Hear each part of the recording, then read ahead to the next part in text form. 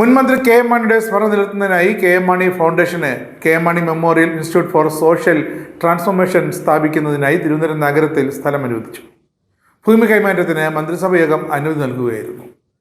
തിരുവനന്തപുരത്തെ കവടിയാറിലെ 25 saint water അതോറിറ്റിയുടെ ഭൂമിയാണ് ഫൗണ്ടേഷന് 30 വർഷത്തേക്ക് പാട്ടത്തിന് നൽകിയ തീരുമാനമെടുത്തത്.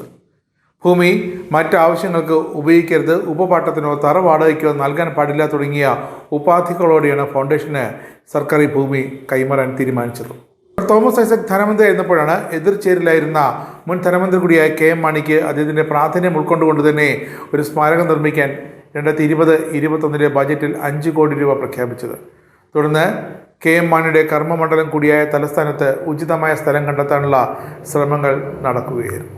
പാലാ നിയോജക മണ്ഡലം രൂപീകരിച്ചത് മുതൽ തുടർച്ചയായി 13 തവണ വിജയിച്ച കെ എം മാണി ഏറ്റവും കൂടുതൽ കാലം മന്ത്രിയായി ചുമതല വഹിച്ചതിൻ്റെയും റെക്കോർഡും സ്വന്തം പേരിലാക്കിയിട്ടുണ്ട്.